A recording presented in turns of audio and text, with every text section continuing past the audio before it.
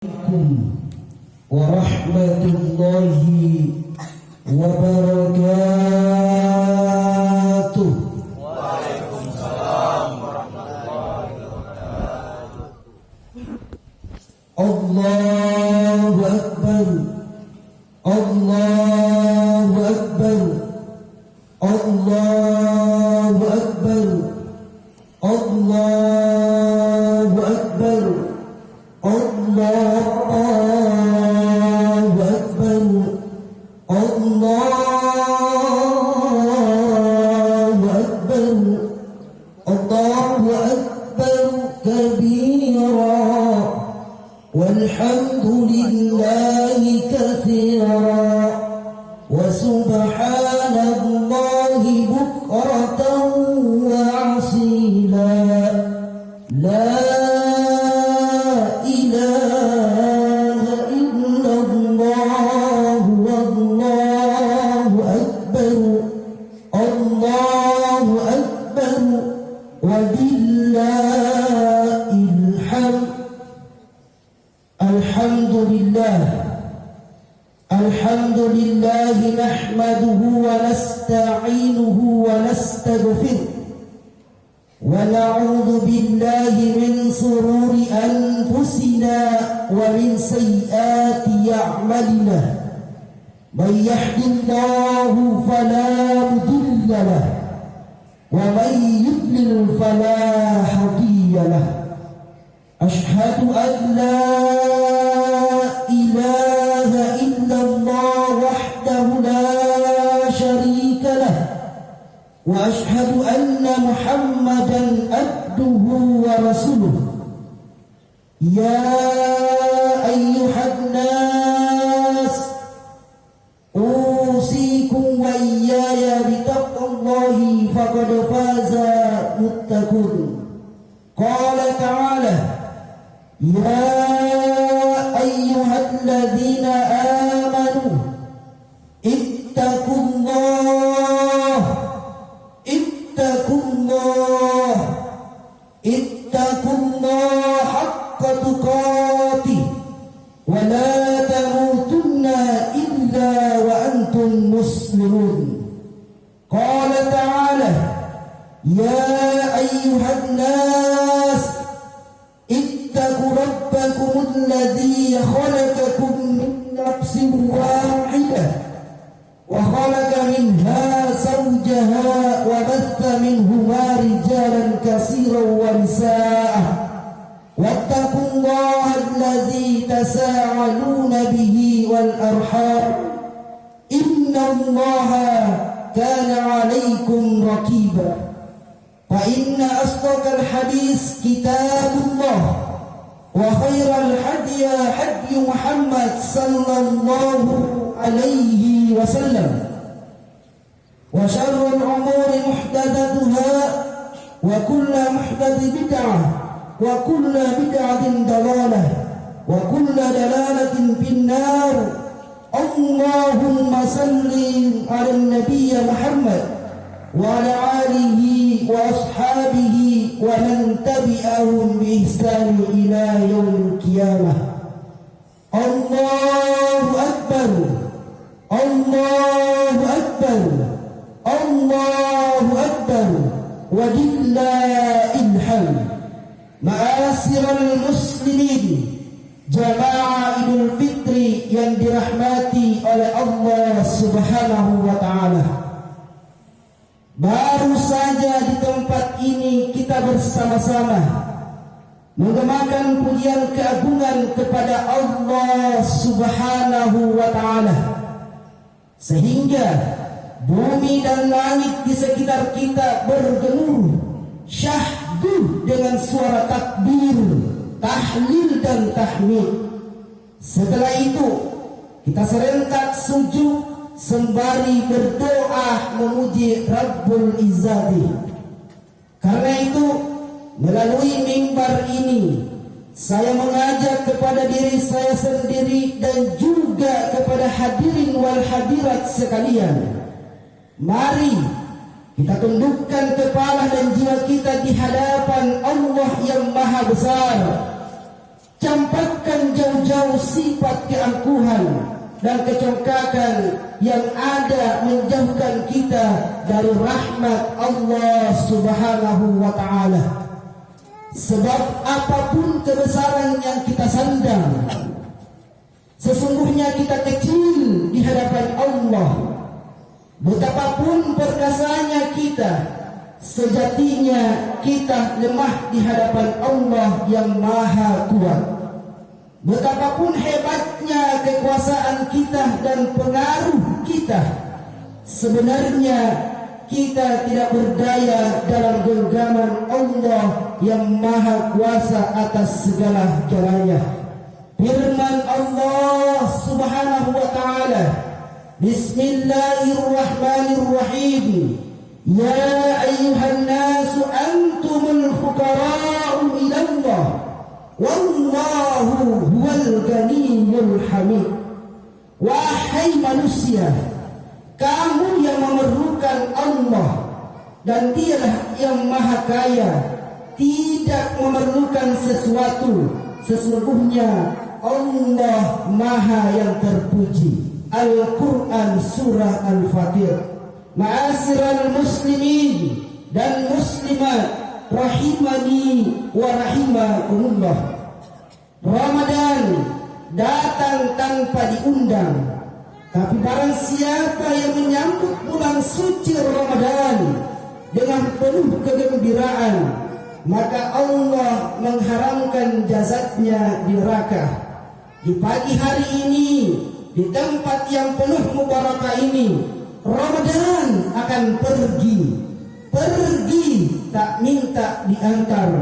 Tetapi barang siapa yang mengantar Ramadan dengan beramal pada bulan Ramadan, diantar dengan puasa, diantar dengan sholat sunnah, diantar dengan tadarus Al-Quran dan amalan-amalan lainnya, maka Allah akan mengampuni dosa-dosa yang kita telah berlalu. Ma'asyiral muslimin dan muslimat, jamaah Idul Fitri yang dirahmati oleh Allah Subhanahu wa ta'ala. Ramadan, matahari Ramadan 1443 Hijriah telah terbenam. Ia bersembunyi di balik tirai malam. Ia membawa 1000 sendu, sejuta rindu. Hanya bayangan merah di ufuk barat yang tinggal sebagai bekas. Ombak di laut berkejaran saling mendahului untuk pecah bercerai ke tepi pantai. Sesibuk itu pula segerombol burung laut terbang meroket mencari hutan bakau untuk bertengger melepas lelah. Hewan ternak pada pulang ke kandang, pada gembala lalu sunyi lengan, kecuali bunyi jangkrik berderai memecah kesunyian malam. Alhamdulillah, Alhamdulillah, Alhamdulillah, matahari Ramadan terbenam. Tetapi ia tidak terbenam sendiri. Ia tenggelam membawa serta dosa-dosa orang yang berpuasa, seperti yang dijanjikan Rasulullah sallallahu alaihi wasallam, man shoma Ramadan imanan wa ihtisaban ghufira lahu ma taqaddama min sanbi. Kini mentari 1 Syawal 1443 Hijriah telah terbit. Putih berserai awan yang menggeraknya, seputih busa air di laut, seputih kerudung ibu-ibu yang mewarnai sholat Id, seputih wajah di balik kerudung itu, seputih hati yang di balik dada, tiada noda dan tiada setitik noktah, ibarat kertas tabula rasa, sunyi dan suci dari dosa karena habis puasa. Allahu Akbar, Allahu Akbar, Allahu Akbar, walillahil hamd. Hari ini adalah hari kemenangan setelah melawan hawa nafsu. Hawa nafsu yang senantiasa menghalangi dan menghambat kita dalam melaksanakan tugas-tugas dan kewajiban kepada agama Allah Subhanahu wa taala. Hawa nafsu senantiasa ingin merusak hubungan yang suci antara makhluk dan Tuhannya, dan hubungan baik antara manusia dengan sesama manusia. Karena hawa nafsu, seorang hamba melanggar larangan Allah. Karena hawa nafsu, orang merebutkan kekuasaan.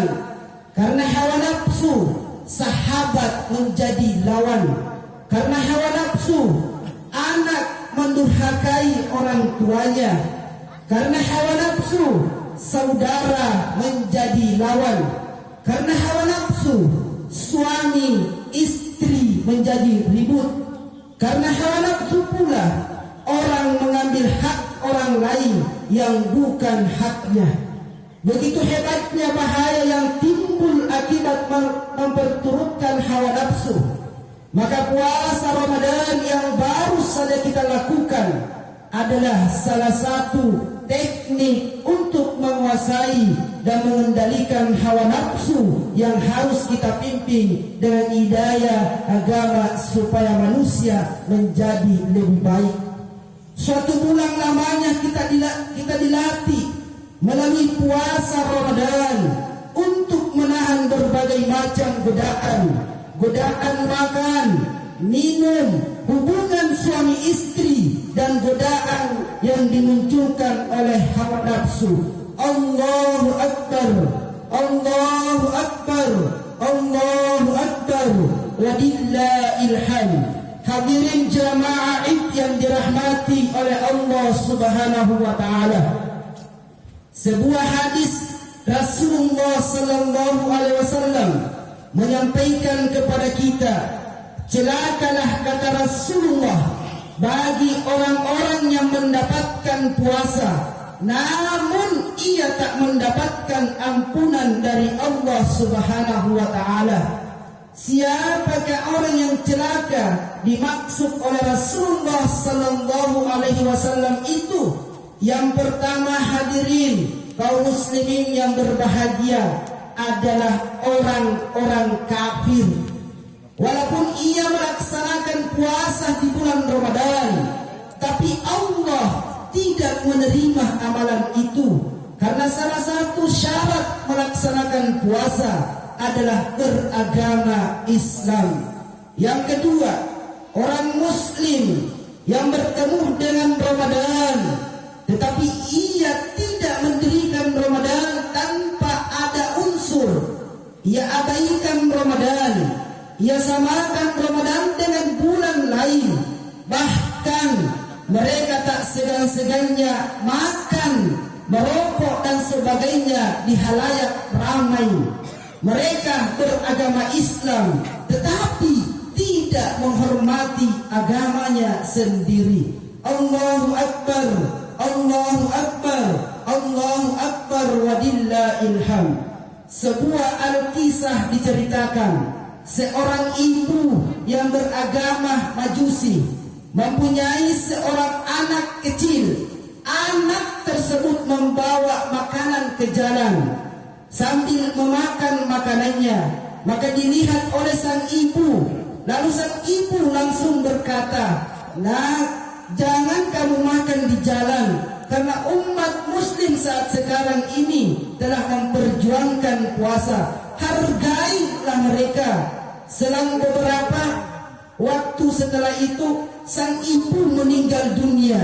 Lalu seorang ahli ibadah bermimpi melihat sang ibu duduk di atas singgasana yang indah, berhiaskan dengan permata dari surga. Lalu sang ibadah heran dan bertanya kepada sang ibu, "Wahai sang ibu, apa amalan yang ibu lakukan selama hidup ibu?" Sementara ibu adalah orang Majusi. Lalu sang ibu menjawab dengan tenang, "Wahai sang ahli ibadah, memang aku adalah seorang Majusi, tapi di suatu bulan Ramadan aku melarang anakku makan di jalanan. Ternyata Allah ridho dengan perbuatanku, maka Allah memasukkan aku di dalam surganya. Allahu Akbar, Allahu Akbar, walillahil hamd. Yang ketiga, yang celaka yang disebut oleh Rasulullah sallallahu alaihi wasallam, yaitu seorang muslim yang melaksanakan puasa namun puasanya itu sia-sia belaka karena tidak ada baginya pahala puasa. Mengapa demikian hadirin kaum muslimin yang berbahagia?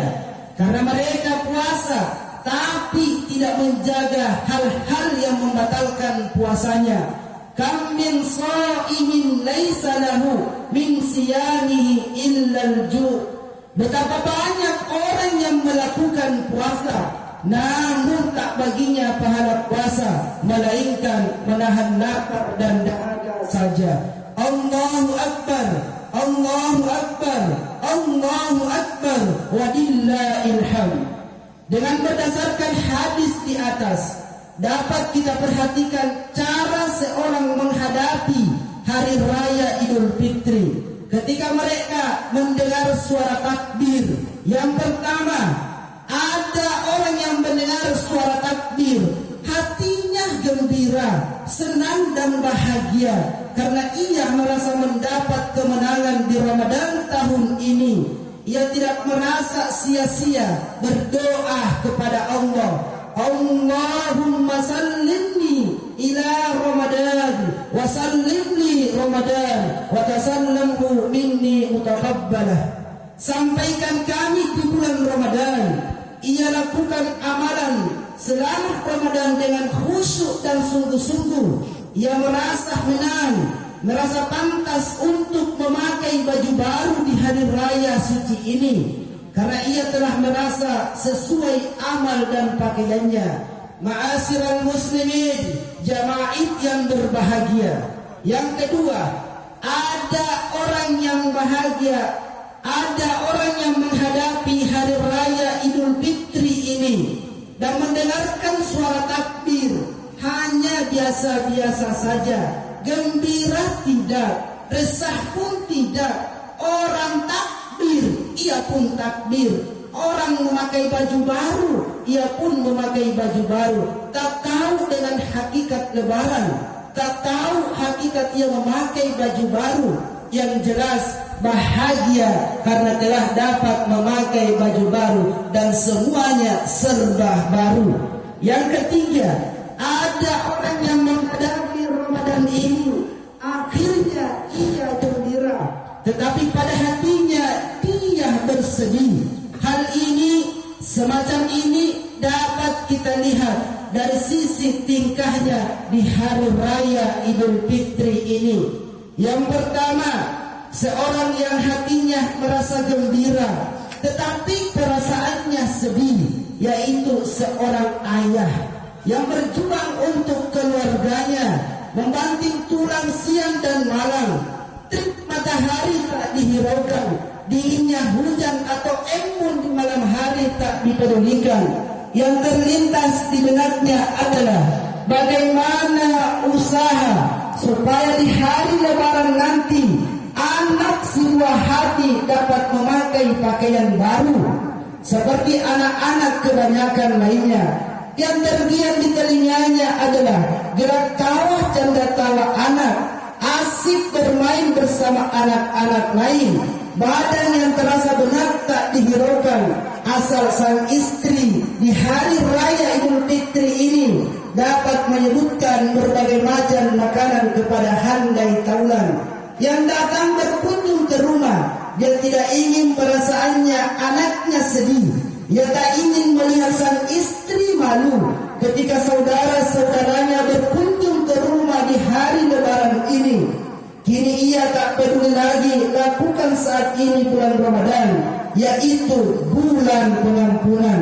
Mereka abaikan itu demi anak dan istri. Untuk itu, kepada ibu-ibu, kepada para istri, saya sampaikan, jangan kita terlalu memaksa memaksa kebutuhan kita di hari Lebaran ini.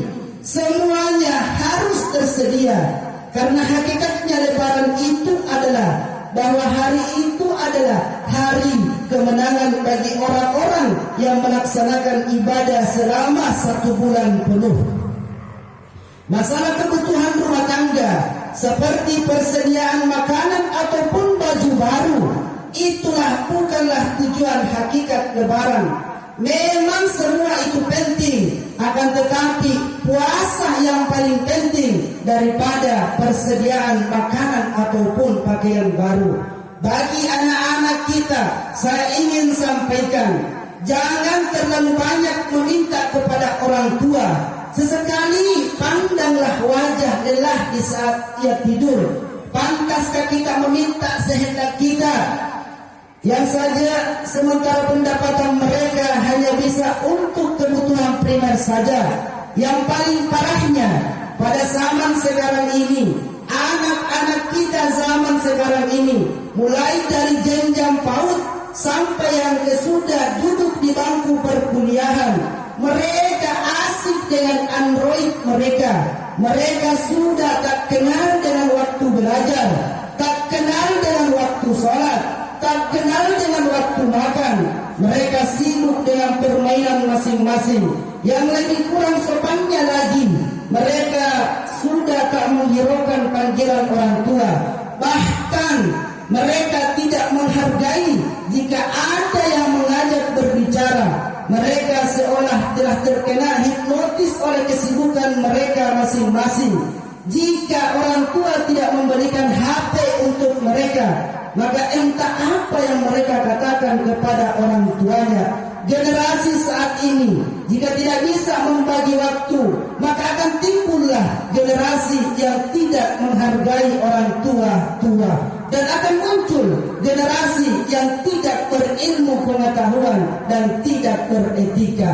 Allahu Akbar, Allahu Akbar, Allahu Akbar, walillahil hamd. Yang selanjutnya, ada yang menghadapi Lebaran ini hatinya gembira, tapi perasaannya sedih. Siapakah dia?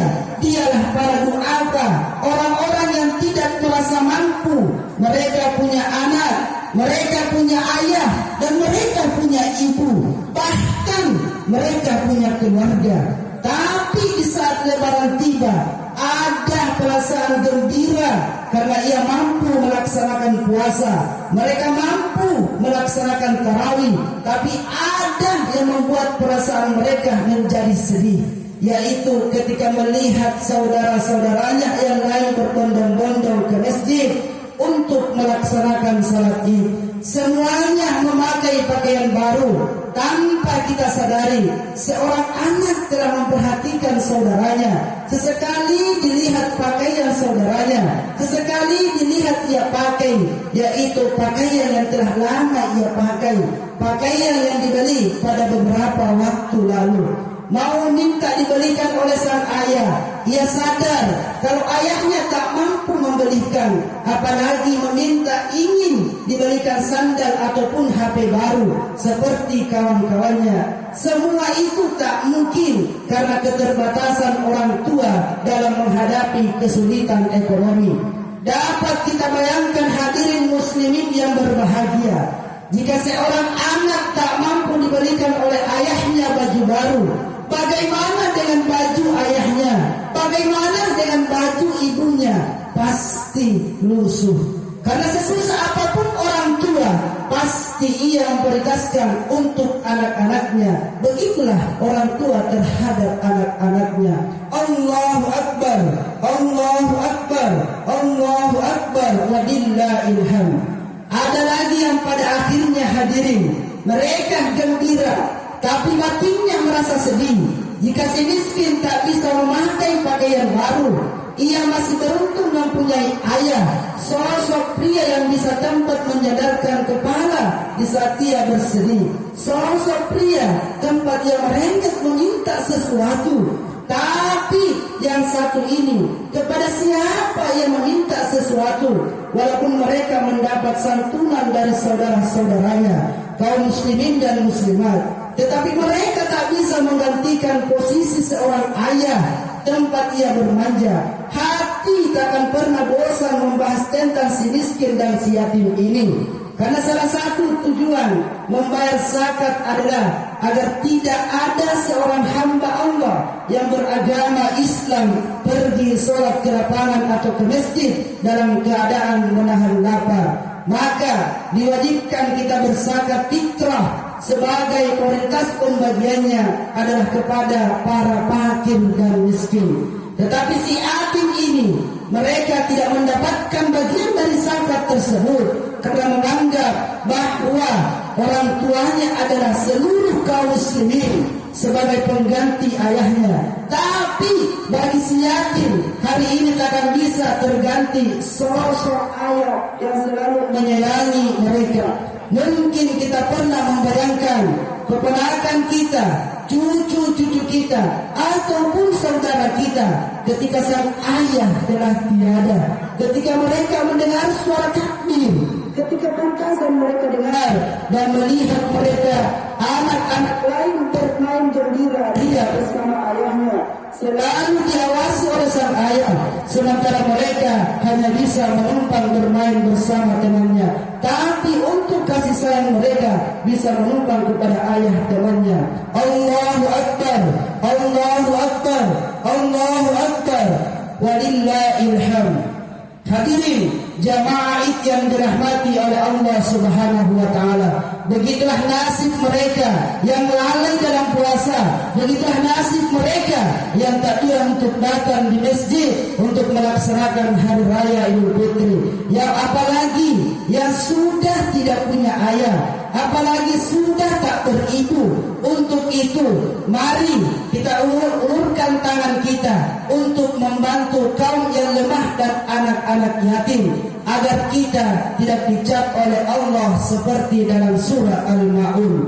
Ara'aita alladhi yukadzibu bid-din fadzalika alladhi yad'u'ul yatim wa la yahuddu 'ala ta'amil miskin.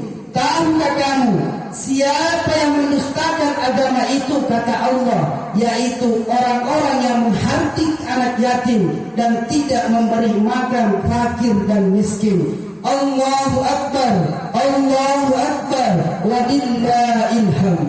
Maka oleh sebab itu untuk kedepannya hadirin wal hadirat yang berbahagia, mari kita tingkatkan santunan anak yatim kita dan marilah kita sama-sama memperhatikan doa kita. Semoga mereka pada tahun ini menerima zakat dari kita dan semoga untuk akan datang mereka memberikan zakat. Hadirin jamaah yang berbahagia, dan semoga apa yang khatib sampaikan di kesempatan yang penuh berkah ini mengetuk hati setiap iman kita untuk senantiasa tetap beramal dan berbuat baik di hadapan Allah Subhanahu wa taala. Semoga di hari raya Idul Fitri ini kita sebagai umat Islam senantiasa patut dan bahagia di hadapan Allah Subhanahu wa taala, dan insyaallah kita tetap dipertemukan di hari raya Idul Fitri tahun depan. Amin, amin ya rabbal alamin. Tapi mohon maaf kalau ada kata-kata yang kurang senang kita dengar, sebab itulah manusia tempat kesalahan dan tempat terlupa. Saya tutup khutbah dengan kata-kata maaf dirika. Jika saya tinggalkan tempat ini, janganlah balas kejelekan, balas dengan semanis bunga, dan saya balas dengan buah kelapa. Minal aidin wal faizin, mohon maaf lahir dan batin. Barakallahu li wa bil Qur'anil azim wa taqabbala minni wa minkum tilawatahu innahu wal ghafurur rahim.